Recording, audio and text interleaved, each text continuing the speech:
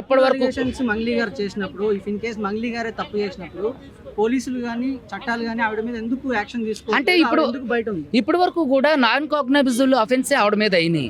So బాధితులందరూ కూడా 62 కేసులు file చేయడం జరిగిందని నేను కూడా మీ మీడియాలోనే చూస్తున్నా. ఇప్పుడు రిట్ పిటిషన్ వేసిన తర్వాత అందరు సినిమా బయటకు వస్తుంది. అందరూ కూడా కోర్టుకు రావాల్సిందే, సమాధానం చెప్పాల్సిందే. ఈ రిట్ పిటిషన్ వీళ్ళందరికీ ఒక పెద్ద చెంపపెట్టులా ఉంటుంది. భవిష్యత్తులో న్యాయవాదిని టచ్ చేస్తే ఏ విధంగా ఉంటుందో మా న్యాయవాద మిత్రులందరూ కలిసి మేము పోరాటం చేస్తాం. ఎలా ఉంటుంది చెప్తాం. భయపెడుతున్నారు ఇలా చేస్తే మాత్రం ఇది చాలా కష్టం. మీరు హైప్ కావడానికి ఎట్లా మాట్లాడొద్దు, అర్థమైందా? ఎవరు భయపెడతారు? మీరు హైప్ చూడండి, ఎవరు భయపెడతారు? న్యాయవాది సంఘం జోలికి వస్తే చూపిస్తామంటే అంటే ఏం చేస్తామంటే న్యాయవాదులకు బ్రీత్ అనలైజ్ టెస్ట్ చేస్తే జాగ్రత్తగా మాట్లాడండి.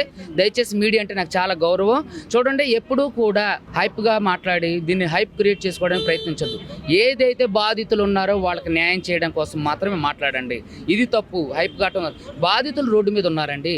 వాళ్ళు కనీసం తినడానికి తిండి లేదు. 5 రోజుల నుంచి రోడ్డు మీద పడుకొని ఉన్నారు.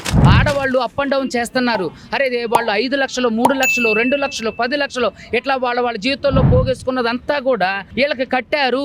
ఇందులో బాధితులు నెత్తేనోరే కొట్టుకుంటున్నారు. నేను ఆధారాలు కూడా ఇచ్చాను. నేను ఆవిడ నాకు ఫోన్ చేసి ఆవిడకి ఎటువంటి సంబంధం లేకపోతే ఆవిడ ఎందుకు నాకు సెటిల్మెంట్ పిలుస్తుంది? ఆవిడ ఎందుకు నాకు 100 సార్లు డైరెక్ట్ గానే నన్ను అప్రోచ్ అయింది. డైరెక్ట్ గానే వాళ్ళ నాగేశ్వరరావు గారితో ఫస్ట్ నేను మాట్లాడడానికి ప్రయత్నం చేసినప్పుడు చాలా అరగంటగా మాట్లాడితే నేను వదిలేస్తే తర్వాత ఆవిడే నాకు వాళ్ళ లాయర్ గారి ద్వారా అప్రోచ్ అయ్యి సెటిల్మెంట్ చేసింది. మీరందరూ